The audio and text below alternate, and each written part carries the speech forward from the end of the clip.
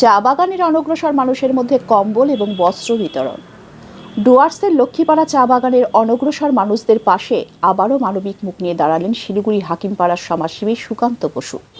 রবিবার সুকান্ত বাবুর সঙ্গে মাথাভাঙ্গা রেড ক্রস সোসাইটির কর্মকর্তা স্বপন সরকার এবং অন্যরা উপস্থিত হন লক্ষ্মীপাড়া চা বাগানে। তারা শীতবস্ত্র, জামাকাপড়, মশারি, শাড়ি প্রভৃতি বিতরণ করেন। সুকান্ত বসু শিলিগুড়ি থেকে এর আগেও তার প্রয়াত স্ত্রী গোপা বসু স্মরণে লক্ষ্মীপাড়া চা বাগানের শ্রমিকদের পাশে দাঁড়ান। এদিনও তিনি বেশ কিছু বস্ত্র, কম্বল ইত্যাদি নিয়ে উপস্থিত হন লক্ষ্মীপাড়ায়। রাষ্ট্রপতি পুরস্কারপ্রাপ্ত নার্স সোনালী সামন্তর আবেদনে সাড়া দিয়ে সুকান্তবাবুরা ওই মানবিক প্রয়াস নেন।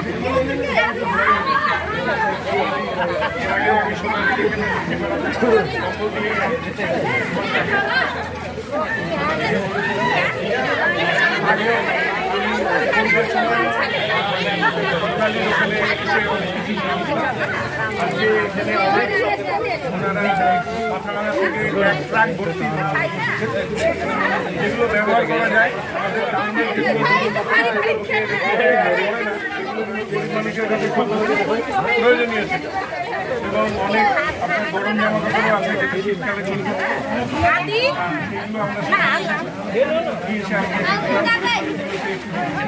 আপনারা দেখতে পাবেন কি ক্যামেরাটা দিকে ঘুরাবে।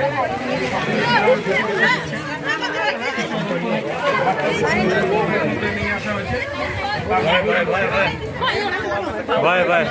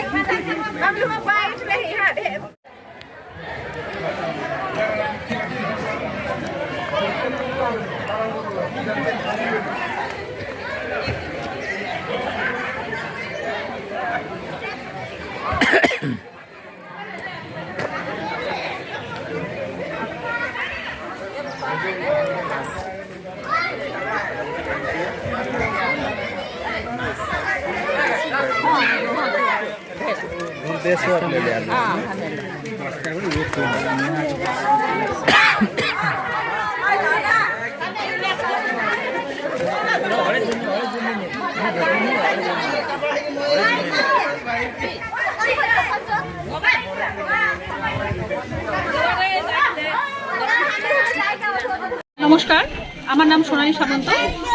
আমি বর্তমানে লক্ষ্মীপাড়া টি গার্ডেনে সাব সেন্টারে হেলথ অ্যাসিস্ট্যান্ট হিসেবে পোস্টেড আছি। আগে আমি গ্রাসমোড় বাগানে ছিলাম, আর এখন আমি বর্তমানে লক্ষ্মীপাড়ায়।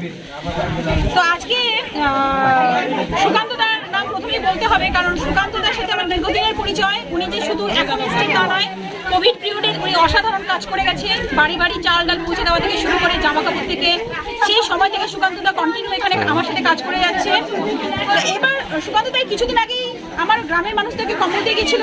আজকে আবার পুনরায় উনি এসছেন এবং ওনার সাথে যৌথ উদ্যোগে এসছে সোসাইটির তরফ থেকে মাথাভাঙা রেড ক্রস সোসাইটি, আমাদের